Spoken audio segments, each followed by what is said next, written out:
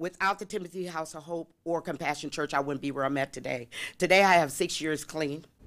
Right now here in Good Morning Quad Cities, the message some area residents sent to city leaders after Timothy's House of Hope was shut down. Plus the changes some parents want to see in the Moline Coal Valley School District and the new funding that could make it all happen. Good morning. Welcome in to News 8's Good Morning Quad Cities here at 4:30. I'm Jonathan Katz. And I'm Angie Sharp. Thank you for joining us. I'm Eric Sortz. Good to have you here this morning on a Thursday. And did you want to go back to bed? Maybe. Yes, especially when I woke up and heard the rain. Oh, man. It's cold outside, too. It is. Let's get right to it. 4:30. Here's a look at Storm Track 8. We've got some heavy rain coming down. Let's go right here into the metro. You can see East Moline down toward Orion, just about to get into Kelowna. Some pretty heavy rain moving through. Also continues for areas like Clinton County, Jackson County. You're covered. But look down to the south. You see that's the back edge of the rain. So this isn't going to last too long as we head through the day today. Rain likely for the next couple of hours out the door. Chilly day, 53, but drier as we look through about midday and beyond. I'll let you know how long that trend lasts coming up. All right, thanks, Eric. Well, the Davenport City Council heard from a dozen people last night expressing their concerns after the city closed Timothy's House of Hope. The city says it's strictly a zoning issue. News 8's Jenna Morton tells us the church is defending its mission and the people that it serves. What happens in this modest Washington Street building has sparked a lot of emotion in Davenport. It's not because I didn't want to work. It's not because I'm not educated. It is not because I don't care about my kids. Timothy's House of Hope is an outreach ministry, part of Compassion Church. We believe at Compassion Church that people are not bums, but they are people. The church recently moved its location to Washington Street.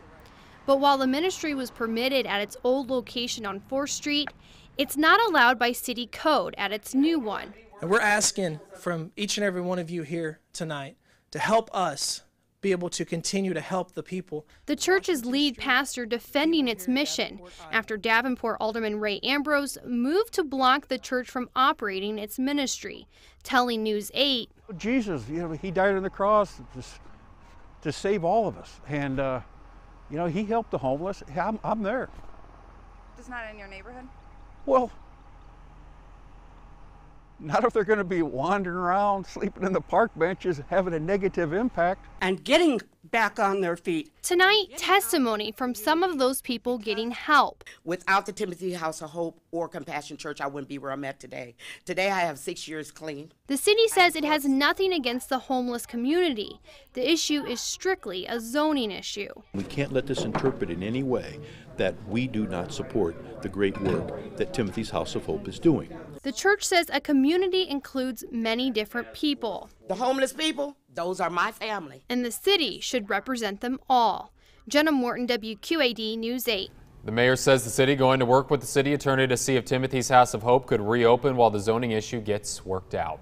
The Moline Coal Valley School District is hearing from parents on the best way to use money from Rock Island County's new penny sales tax. The district held a forum last night at John Deere Middle School.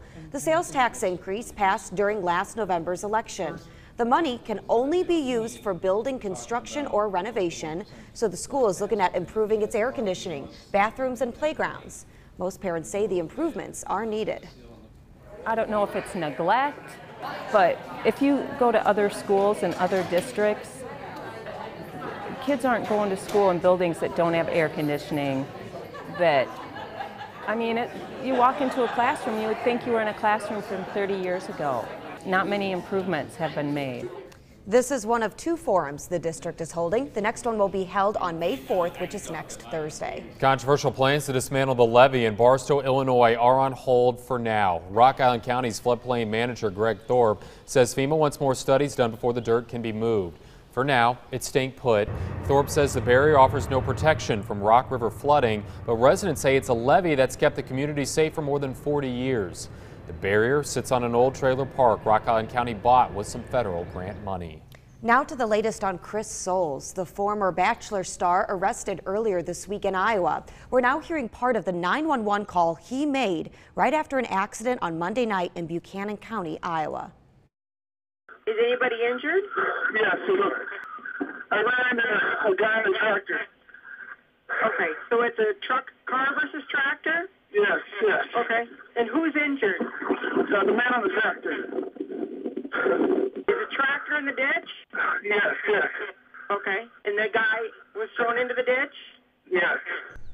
The 66-year-old driver of that tractor, Kenneth Mosher, died.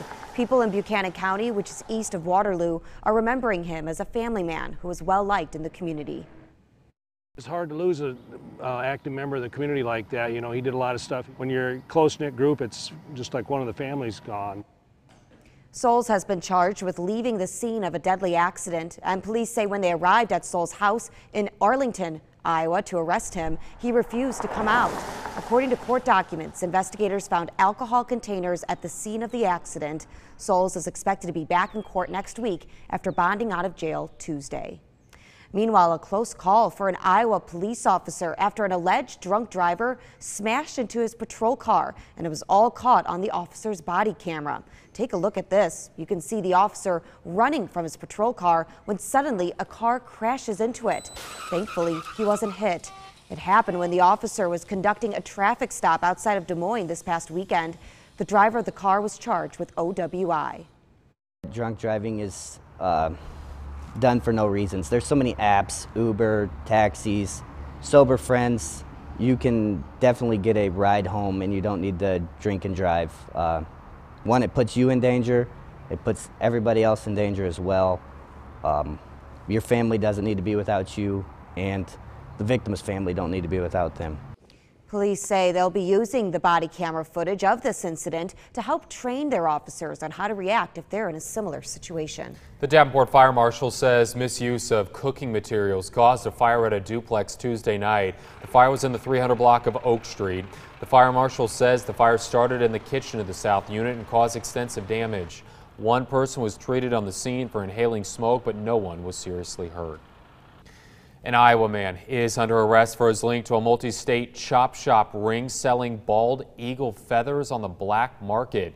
Police say Jorge Pena helped transport, purchase, and sell bald and golden eagle feathers, knowing that the birds were taken illegally. He's just one of 15 people arrested throughout the Midwest. Authorities say the leader of the ring, a man from South Dakota, operated a Native American dance company and sold the feathers as a side business. Authorities say more criminal charges will likely follow the indictments. Still to come, right here on Good Morning Quad Cities, how President Donald Trump's newly released tax plan could have an impact on you. And getting fashion advice from Alexa, how Amazon's famous voice-activated device can now help you pick the perfect outfit every day. I don't know if this would work then. Do we have an Alexa here? And anyone? Bueller? We're going to work on that. Coming up next in your accurate forecast, we are timing out more rainfall. I'll let you know how long that goes. We're tracking showers and thunderstorms. We'll come right back.